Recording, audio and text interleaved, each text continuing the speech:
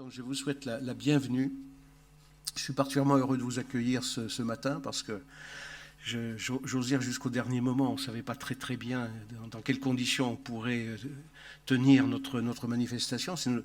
C'était le deuxième report, je le rappelle, puisque nous avions programmé initialement cette manifestation pour le premier trimestre, puis pour le deuxième trimestre, puis sautant de vague en vague de la pandémie, nous arrivons en fin de quatrième, mais nous n'avons pas voulu faire de troisième report, faisant mentir le dicton jamais 203, pensant qu'il était temps maintenant d'en finir, quelles que soient les conditions. Nous espérions que ces conditions auraient été meilleures qu'elles ne sont. Malheureusement, comme vous le voyez, nous restons encore dans le cadre de contraintes, même si là, pour le moment, le risque semble s'éloigner, encore, attendons la rentrée, nous verrons.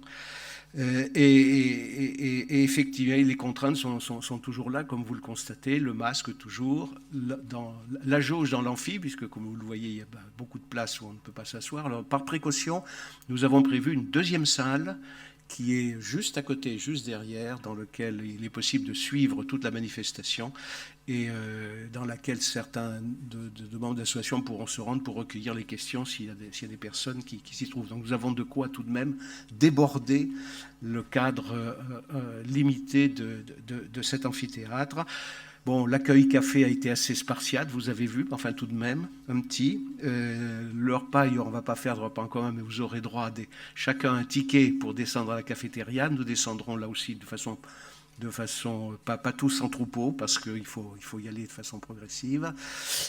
Pendant d'ailleurs le déjeuner, nous ferons passer en boucle les interviews qui ont été réalisées pour ce prix, ce qui vous permettra de regarder pour certains d'entre vous. Voilà, nous sommes désolés de ces conditions, mais enfin nous sommes quand même assez heureux de vous accueillir. Alors je ne me suis pas présenté, j'aurais dû commencer par là, Roland Pellet, donc je suis le président depuis quelques années maintenant, depuis le décès de Robert Max Anthony de l'association L'Art Urbain dans les Territoires, association donc maintenant 30 ans d'âge, enfin, vous connaissez nos manifestations, le prix national, le concours international sur un thème chaque année, et les échanges entre professionnels, échanges que nous, depuis la dernière fois, depuis le début de l'année 2020, c'est juste avant la pandémie, auxquels nous procédons par la voie de table ronde avec des professionnels publics et privés.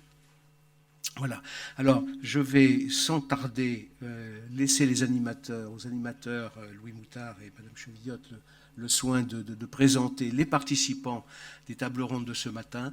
Cet après-midi, il y aura la cérémonie de remise des prix. Nous avons sélectionné 6 opérations, enfin 5 plus une, je dirais, parce que Rungis est un peu en marge du thème. Enfin, nous avons considéré que son intérêt faisait qu'elle méritait de figurer à côté des autres. Les maîtres d'ouvrage, les responsables de ces opérations seront présents. Certains sont peut-être là dès ce matin d'ailleurs, je crois. Et sans attendre, parce que le temps passe, Louis, je vais te laisser la parole. Tu vas présenter le thème. Alors le thème, je le rappelle, la régénération des franges des villes, bourgs et villages. Voilà, alors le mot frange peut-être peut appeler la discussion, je pense qu'il l'appellera certainement. On a beaucoup, ça a été l'objet d'un grand débat avant de l'inscrire, avant d'inscrire le thème. Enfin, je ne vais pas déflorer, d'ailleurs, je n'ai pas du tout l'intention d'engager moi-même le débat et de présenter le thème. Je vais laisser ce soin aux animateurs et que j'invite à venir, ainsi que les premiers participants de la table ronde. À vous.